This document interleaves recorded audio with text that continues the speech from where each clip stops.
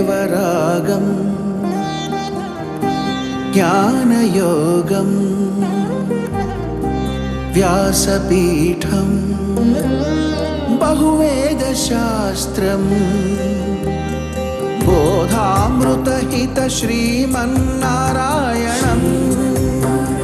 శివగౌరీ సంభాషిత సకల పురాణం అష్టాక్షరి పంచాక్షరి మంత్రావరణం అఖిల దేవతా సంస్తుతి పారాయణం జయమంగళకరమీ ప్రవచన శ్రవణం అనుదినము శుభము సుఖము జీవనగమనం దేవరాగం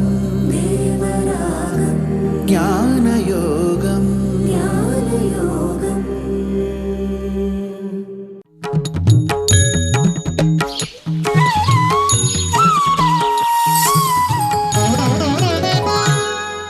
ఆపదామపహర్తారం దాతారం సర్వసంపదాం లోకాభిరామం శ్రీరామం భూయో భూయో నమామ్యహం.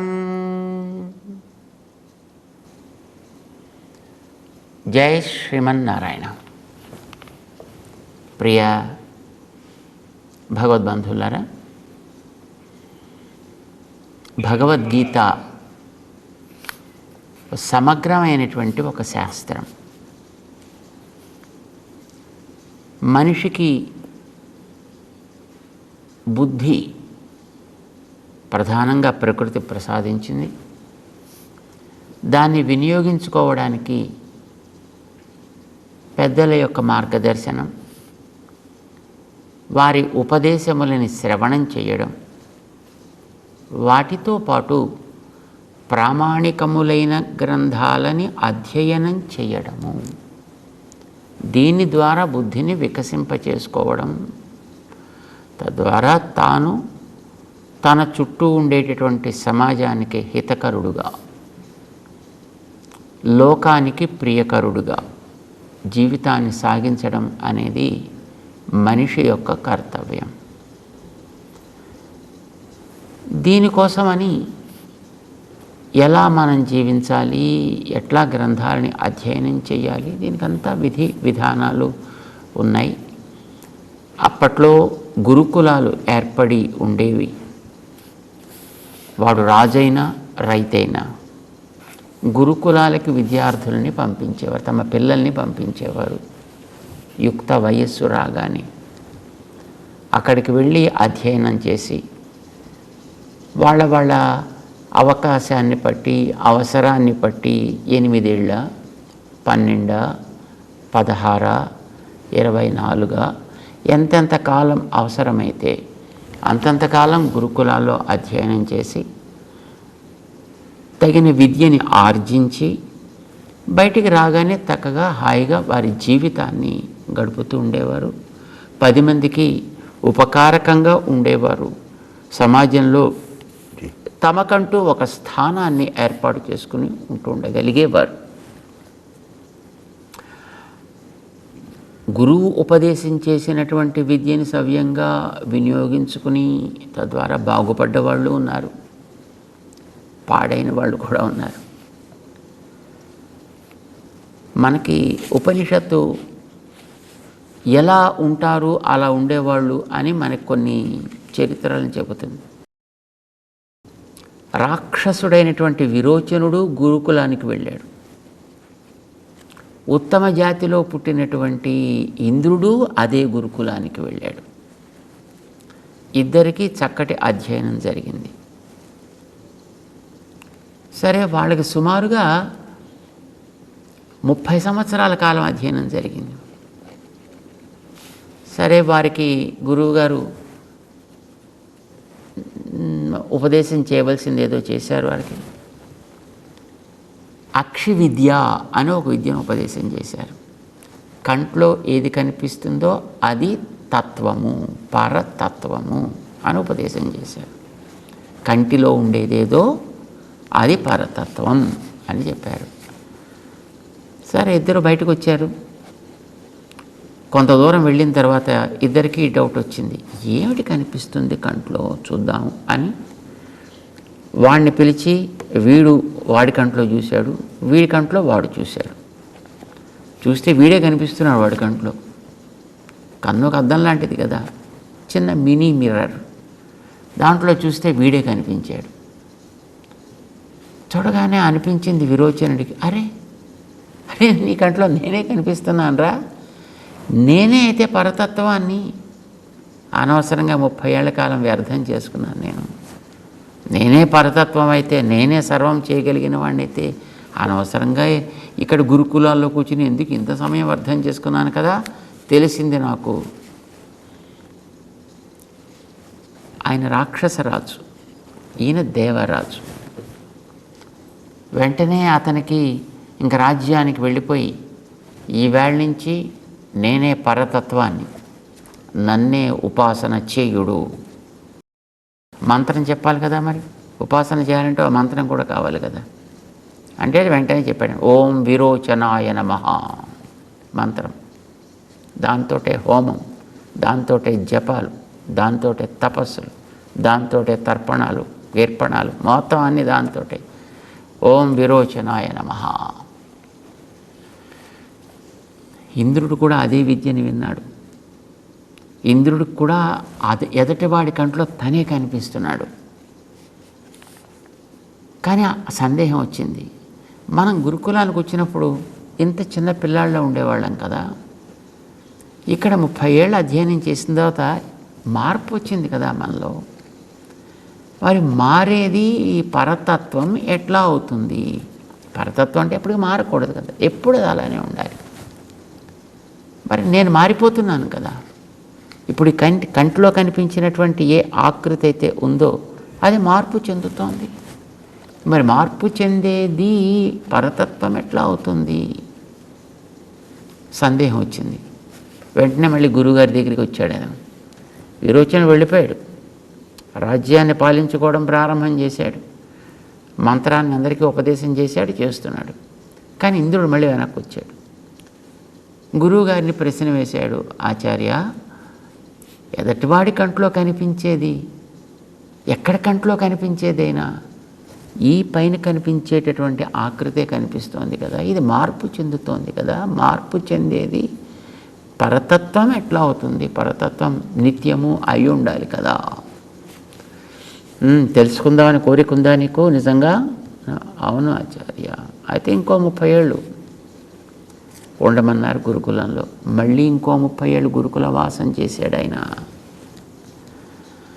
విరోచన వెళ్ళిపోయి పాలన చేసుకుంటున్నాడు. తననే ప్రకటించుకున్నాడు పరతత్వంగా.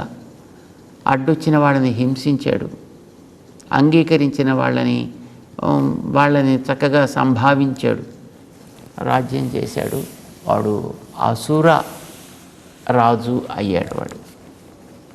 కానీ ఇంద్రుడు 30 ఏళ్ళు, మరొక 30 ఏళ్ళు, మరొక 30 ఏళ్ళు తనకు కలిగినటువంటి జిజ్ఞాసతోటి 120 సంవత్సరాల కాలం తాను గురుకుల వాసం చేసి నేర్చి, పరతత్వం ఇది కాదయా, ఈ కనిపించేటటువంటిది కేవలం శరీరం మాత్రమే, ఇది క్షీణించేది, దీనిని నడిపించేది వెనకాతల మరొకటి ఉన్నది, దానిని నడిపించేది దాని వెనకాతల మరొకటి ఉన్నది అని ఆయన తెలుసుకుని దాని ప్రకారం ఆయన దానికి తల ఉంచి వినయంతో విధేయతతో జీవితాన్ని గడపడం ప్రారంభం చేశాడు ఆయన. అందుకోసం ఆయన దేవరాజు అయ్యాడు. ఈయన అసురరాజు అయ్యాడు. ఈయన అంటే గురువు మనకి ఉపదేశం చేస్తాడు, మార్గాన్ని నిర్దేశిస్తాడు, బాగుపడాలి అని కోరుకుంటాడు. అయితే దానికి మనం కూడా మన బుద్ధిని కొంత వికసింపచేసుకుంటూ వారు అందించిన తత్వాన్ని మనం గ్రహించగలిగితే, తత్సారాన్ని మనం మన మనస్సుకి ఎక్కించి దాని జీవితంలోకి మనం అనువదించగలిగితే మంచి ఫలితాలని పొందుతాం. 10 మందికి మనం ఉపకారం చేయగలుగుతాము. ఇది మనిషి చేయాల్సినటువంటి పని. మంచిగా మారాలి. శాస్త్రం మనకి విషయాలను అన్నిటినీ చెబుతుంది. కానీ అన్నిటినీ అలాగా పైపైనే అలాగ చెప్పించి చూపించేది. ఎందుకంటే విలువైన విషయాలని శ్రద్ధతో గ్రహించాలి, జిజ్ఞాసతో తెలుసుకోవాలి, వాటిని చక్కగా వాడుకోవాలి. విలువైన వస్తువుల్ని జాగ్రత్తగా వాడగలిగితే వాటి విలువకి తగ్గట్టుగా ప్రయోజనాల్ని మనం పొందగలుగుతాం. లేకపోతే వ్యర్థం అవుతాయి. జ్ఞానం అనేది అన్నిటికంటే అతి విలువైనది కనుక దాన్ని చాలా జాగ్రత్తగా వాడాలి. గురుకులాల్లో దాన్ని బోధన చేసేవారు. ఇది మనకి అనేక చోట్ల తెలుస్తోంది. అయితే చెప్పేటటువంటి గురువులు కూడా ఎదటివాడికి జిజ్ఞాస ఎంతవరకు ఉంది, నిజంగా వాడు ఉపకారకుడుగా మారడం కోసం చదువుతున్నాడా, లేక కేవలం స్వార్థం కోసం చదువుతున్నాడా, ఇది కూడా గమనించి వాళ్ళు ఉపదేశం చేసేవారు. ఆ చేసేటటువంటి దాన్ని అంత శ్రద్ధతోటి వినడం, తెలుసుకోవడం అనేది ఒక్కొక్కరికి రుచి ఉంటుంది, ఒక్కొక్కరికి రుచి ఉండకపోవచ్చు. విరోచనుడికి రుచి కలగలేదు, ఇంద్రుడికి కలిగింది కనుక అతను ఒక ఉత్తమమైనటువంటి స్థితిని పొందగలిగాడు. అసురుడై ఇతను 10 మందికి ఉపద్రవకారకుడుగా పేరు తెచ్చుకున్నాడు. ఆయన మనం ఉపకారకులుగా ఉండాలి. కానీ చెప్పేటటువంటి గురువులు కూడా మనలో ఒక జిజ్ఞాసని రేకెత్తించి తెలియాల్సిన అంశాలని తెలియచేసే ప్రయత్నం చేస్తారు. అందుకోసం కొన్ని సాంకేతికంగా చెప్తారు. అన్నీ నేరుగా చెప్పేస్తే తెలిసిపోయింది అని అనుకుంటాం. మన బుద్ధిని మనం దాంట్లో వికసింపచేసుకునే ప్రయత్నం చేయలేము. చేత మనకి వికసింపచేసుకునే అవకాశం కూడా కలిగించాలి. జిజ్ఞాస మనలో కలిగించాలి, ప్రశ్న మనలో రేకెత్తించాలి, సమాధానాన్ని వాళ్ళు ఇవ్వాలి. ఇది వీడు ఆలోచన చేయాలి. ఇదివరకు మనకు అన్ని ప్లెయిన్గా చెప్పేవారు. కానీ ఇప్పుడు చూడండి, మోడర్న్ టైంలో 1 ఇక్కడి నుంచి ఇక్కడి దాకా వస్తే, 2 ఇక్కడి దాకా వస్తే, 3 ఇక్కడి దాకా వస్తే, 4 ఎక్కడికి వచ్చును అని అడుగుతారు. అంటే కొన్ని చూపించి కనీసం మనని కూడా కొంత ఆలోచింపచేసేటటువంటి ప్రయత్నం చేస్తారు యోగ్యులైనటువంటి గురువులు. శ్రీకృష్ణుడు యోగ్యుడైనటువంటి ఆచార్యుడు. అందుకోసమనే మనం ఆయన్ని కృష్ణం వందే జగద్గురుం అని ఆయన లోక గురువుగా మనం ఆరాధన చేస్తాం. జగత్తుకు అంతటికీ గురువుగా ఆయన్ని మనం ఉపాసన చేస్తాం. ఈ మతం ఆ మతం, ఈ సంప్రదాయం ఆ సంప్రదాయం అనేటటువంటి ప్రశ్న ఏం లేదు.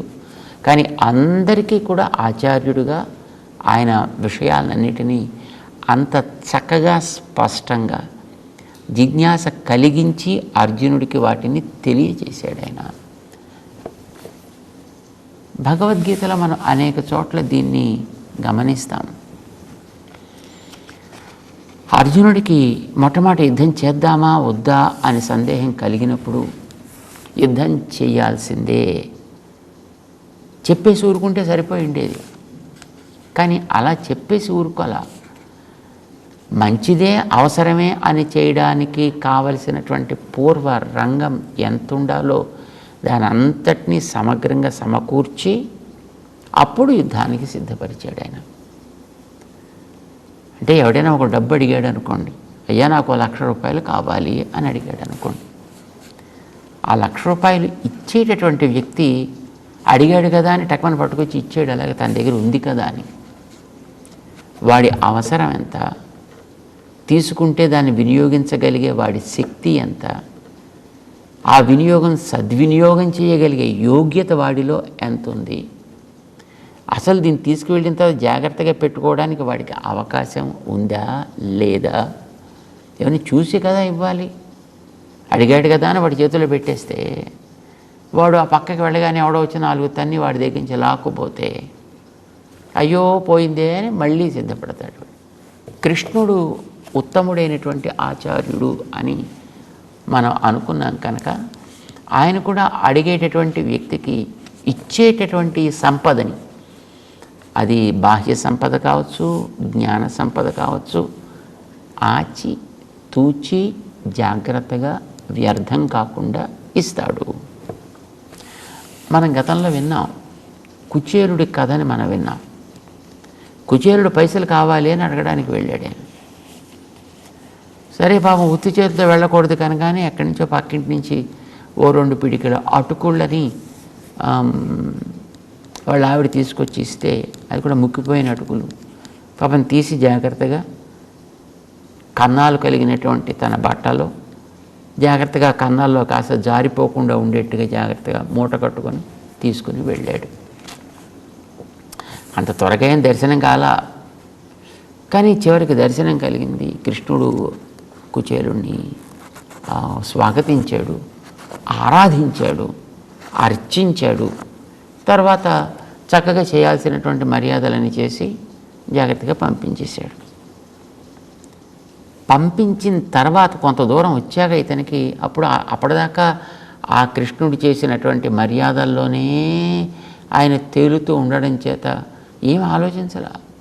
కానీ కృష్ణుడు తన రాజ్యం నుంచి సాగనంపేసి ఆయన వెనక్కి వెళ్ళిపోయి ఈయన ముందుకు కొంత దూరం సాగిపోయిన తర్వాత అప్పుడు ఈయనకి ఆలోచన వచ్చింది, అరే నేను ఎందుకు వచ్చాను, అసలు కావలసింది ఏదో సంపదలు తెమ్మని కదా మా ఆవిడ పంపించింది, అందుకు కదా నేను వచ్చా. ఆవిడిచ్చింది 2 పిడికిళ్ళ అటుకులు, అవి కూడా అయిపోయాయి. ఇప్పుడు కొత్త బట్టలు అయితే పెట్టాడు ఈయన.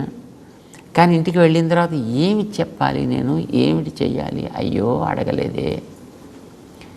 పోనీ నేను అడగకపోతే ఆయనని అడగచ్చు కదా, ఎవరే నీకేం అవసరాలు ఉన్నాయా మిత్రమా అని అడగాల్సింది కదా.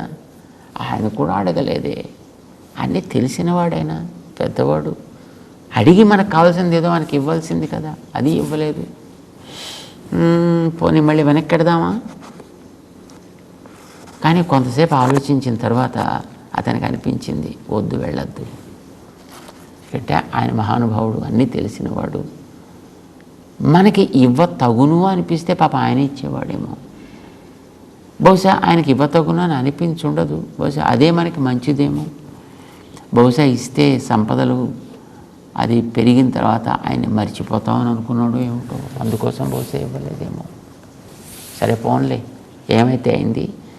ఆయన ఏది చేస్తే అది తగును, ఆయన ఏది అనుగ్రహిస్తే అదే మంచిది, అంతవరకు స్వీకరిద్దాం.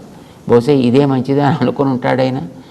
చేత సరే, ఆవిడ అడిగితే మళ్ళీ ఏం చెప్పాలో సమాధానం అప్పుడే ఆలోచిద్దాం, మళ్ళీ ఇంకా ఇటే పోదాం, మళ్ళీ వెనకకి వెళ్ళవద్దు అని నిర్ణయం చేసుకుని తనకి ఇదే తగును అనే నిశ్చయంతో ఆయన ఇంటి ముఖం పట్టాడు. మనకి చరిత్రలో కనిపిస్తోంది, తన ఊరు వచ్చిన తర్వాత అక్కడ తన ఇల్లు లేదు, వాకిలి లేదు, చిన్న పూరి గుడిసె ఉండేది, అక్కడ గుడిసెలు లేదు, అక్కడ తన బంధువులు కనపడలా. అక్కడ పెద్ద భవంతి కనిపించింది, ఏమిటో తెలియలేదు. ఇంతలో ఆ భవంతి యొక్క ద్వారాలు తెరుచుకున్నాయి, లోపల నుంచి ఒక అతిలోక సుందరిగా ఆవిడ బయటకు వచ్చింది. చూస్తే ఆవిడ తన భార్య. ఎక్కడి నుంచి వచ్చాయి ఇవన్నీ అంటే, ఏమయ్యా నువ్వే కదయ్యా పంపించావు 2 పిల్లల్ని, ఓ ఆయన ఎర్రగా ఉన్నాడు, ఓ ఆయన నల్లగా ఉన్నాడు, వాళ్ళిద్దరూ వచ్చి ఇదిగో ఇది నువ్వు పంపించావని చెప్పి ఇక్కడ దీన్ని ఏర్పాటు చేసి వెళ్ళారయా. ఆశ్చర్యపడ్డాడు ఆయన. అంటే ధనాన్ని తా చేతికి ఇచ్చినట్లయితే బహుశా దాన్ని నేను ఎక్కడైనా కోల్పోతానో, పోగొట్టుకుంటానో, వ్యర్థం చేసుకుంటానో, లేదా ఇంత ధనం వచ్చింది అని అలా ఒకసారి చూడగానే పిచ్చెక్కిపోయి ప్రాణం పోవచ్చు ఒక్కొక్కసారి. అందుకోసం ఆయన ధనాన్ని జాగ్రత్త పెట్టగలిగే గృహాన్నిచ్చి, గృహాన్ని కాపలా కాసేటటువంటి కావలి వాళ్ళనిచ్చి, అన్ని రకాల సంపదలనిచ్చి నన్ను ఇలా కాపాడాడు ఆయన అని గుర్తించాడే. తేషాం నిత్య అభియుక్తానాం, నేను మంచిని కలిగిస్తాను అని అనుకునేటటువంటి నాతోటే నిరంతరము ఉండాలి అని అనుకునే వారికి యోగక్షేమం వహామి అహం, వారి యొక్క యోగక్షేమాలని నేను చూస్తా అని ఆయన వాగ్దానం చేశాడు కదా. ఆ వాగ్దానం ప్రకారం యోగక్షేమాలని అంటే కొత్త సంపదని ఉన్నదాన్ని కాపాడే స్థితిని కూడా వహామి ఆయన వహించి తెచ్చాడు. నా చేతిలో పెట్టి అయిపోయింది నా బాధ్యత అని అనుకోలేదు. తానే పాపం మోసుకొచ్చి ఇక్కడ ఏర్పాటు చేసి మా వాళ్ళకి ఇంత సౌకర్యం కలిగించాడే.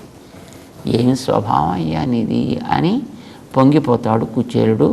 మనకి భాగవతం ఆయన గురించి తెలియచేస్తుంది. అంటే ఏది తాను ఎలా ఎంత ఇవ్వాలి అనేటటువంటి దాన్ని, ఎప్పుడు ఇవ్వాలి అనేటటువంటి దాన్ని ఆచి తూచి ఆలోచించి జాగ్రత్తగా అందించేటటువంటి వ్యక్తి. ఇది భౌతికమైనటువంటి సంపదలకు సంబంధించి. ఇహ ఆ వ్యక్తికి ఐహలౌకికం కాకుండా పారలౌకికమైనటువంటి ఏదైనా తపన ఉన్నట్టయితే దాన్ని కూడా అట్లా సాధించి ఇస్తా అని తన గురువుగారైనటువంటి సాందీపని మహర్షి దగ్గర నిరూపణ చేసి ఉన్నాడు. ఆయన నాకు ఉత్తమగతి కలగాలంటే సంతానం కావాలి కదా. నాకు కలిగినటువంటి 6 సంతానం, నా సంతానం అంతా కూడా మొత్తం ఎవ్వరూ నాకు మిగల్లేదు. నదికి వెళ్ళి స్నానాదులు చేస్తూ వాళ్ళంతా దాంట్లో ఎక్కడో కొట్టుకుపోయారు. మా ఆవిడ అడిగిందా వాళ్ళని తెచ్చిపెట్టమని అని అడిగేట. పాపం గురువుగారు గురుదక్షిణగా ఏం కావాలి ఏం చెయ్యాలి అని అడిగితే పోయిన నా పిల్లల్ని తెచ్చిపెట్టవా అని అడిగాడు ఆయన. పాపం ఏం చేస్తాడు ఆయన ఇంకా ఏదో అతి ఉత్తమమైనది ఏదో అడుగుతాడో అని అనుకున్నాడు ఆయన. కానీ ఇది ఆయన అడిగితే తప్పకుండా చేస్తానన్నాడు. వైదిగన్ పిళ్ళైగళై ఉడలుడన్ కొండు కొడుత్తవనై పత్తి అంటారు మన ఆళ్వార్లు. వారిని జాగ్రత్తగా తీసుకొచ్చి వారికి గురువుగారికి అప్పగించి గురువుగారిని గురుపత్నిని కూడా తృప్తిపరిచి తన మానాన్ని మళ్ళీ తను వెళ్ళాడు. వాళ్ళకి అలాంటివి కావాలంటే అలాంటివి ఇచ్చాడు. ఉత్తమమైనటువంటి జ్ఞానం కావాలి అనంటే ఆ జ్ఞానాన్ని ఎట్లా ఆర్జించాలి, చేసే ఉపదేశాన్ని ఎట్లా తెలుసుకోవాలి అనేది కూడా అవగాహన లేని అర్జునుడు లాంటి వాళ్ళకి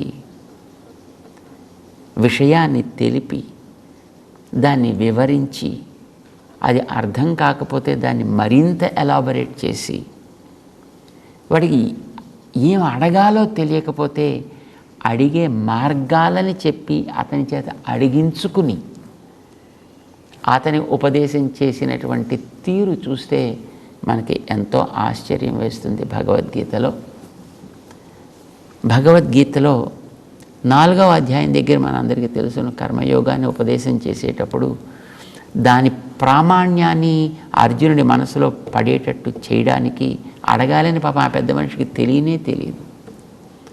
కానీ అది రేపొద్దున మళ్ళీ అతన్ని ఎవడైనా ప్రశ్న వేస్తే అతను తెల్లమొహం వేయకూడదు కనుక ఇది ప్రామాణికమైనటువంటి విజ్ఞానమే సుమా అనేది తెలియచేయడం కోసం ఇమం వివస్వతే యోగం ప్రోక్తవాన్ అహం అవ్యయం.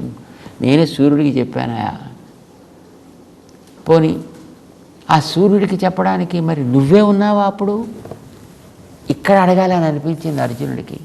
అదేమిటయా, నువ్వు చూస్తే మొన్న పుట్టినవాడివి, సూర్యుడు చూస్తే అప్పుడెప్పుడో ఉండేవాడు, అతనికి నువ్వెలా చెప్తావయ్యా అని అడిగితే అప్పుడు తన అవతార రహస్య జ్ఞానాన్ని ఆయన బయటపెట్టాడు. 4వ అధ్యాయంలో మనకు అది కనిపిస్తుంది. అంటే అసలు అది అడగాలి అని కూడా తెలియని అర్జునుడికి అడిగేటట్లుగా ఒక సన్నివేశాన్ని కల్పించి అతనిలో ఇదేమిటి ఇలా చెప్తున్నాడు ఈయన అనేటటువంటి ఒక జిజ్ఞాసని పుట్టించి దాన్ని తీర్చడానిక అతని వేశాడు కనుక ప్రశ్నకి సమాధానం నేను చెప్తున్నాను అన్నట్టుగా శ్రీకృష్ణుడు తన అవతార రహస్యాన్ని బయటపెట్టాడు. 4వ అధ్యాయంలో బహూని మే జన్మాని వ్యతీతాని ఇత్యాది ఉపదేశంతో. సో ఇట్లా ఎన్నెన్నో విషయాలు శిష్యుడికి తెలియకపోతే, అడిగేవాడికి తెలియకపోతే, వాడు అడిగితే తప్ప తను నిజంగా చెబితే వాడికి మనసుకు ఎక్కదు. ఏదో తను ఎక్కడి నుంచో ఏదో చెప్తున్నానంటే ఏమిటి నాకు ఇదంతా ఈ పిచ్చి సోదా అన్నట్టు అనిపిస్తుంది. అంచేత వాడి చేత అడిగించుకోవాలి. అడిగిన దానికి తన సమాధానం చెప్తున్నట్లుగా విషయాన్ని అందివ్వాలి. ఇట్లాగా 2వ అధ్యాయం దగ్గర నుంచి ప్రారంభం చేస్తే 3వ అధ్యాయంలో 4వ అధ్యాయంలో ప్రతి చోట కూడా అతనికి ఓహో ఇదేమిటిలా అని ఒక ప్రశ్న వచ్చేట్టు చేసి దానికి సమాధానంగా విషయాన్ని మరింత విపులీకరిస్తూ దాన్ని విస్తరిస్తూ అద్భుతమైనటువంటి ఉపదేశం చేశాడు శ్రీకృష్ణ పరమాత్మ. 18 అధ్యాయాల గ్రంథంగా భగవద్గీతగా అది లోకానికి ఆరాధ్యమైనటువంటి సాక్షాత్ భగవత్ స్వరూపమా అన్నట్టుగా మనకి అందుతోంది. ఆ భగవద్గీతలో 18 అధ్యాయాలు ఉన్నాయి. 1వ అధ్యాయం దాని అర్జునుడి యొక్క శోకం. అక్కడి నుంచి 17 అధ్యాయాల గ్రంథం ప్రశ్న సమాధానం. ఈయన ప్రశ్న ఆయన ఇచ్చేటువంటి సమాధానంగా సాగింది. అందులో మనం ఇంతవరకు ఒక 6 అధ్యాయాల గ్రంథాన్ని మనం తెలుసుకునే ప్రయత్నం చేసాం. కొద్దిగా దాన్ని స్పృశించేటటువంటి మనం ప్రయత్నం చేసాం. జై శ్రీమన్నారాయణ.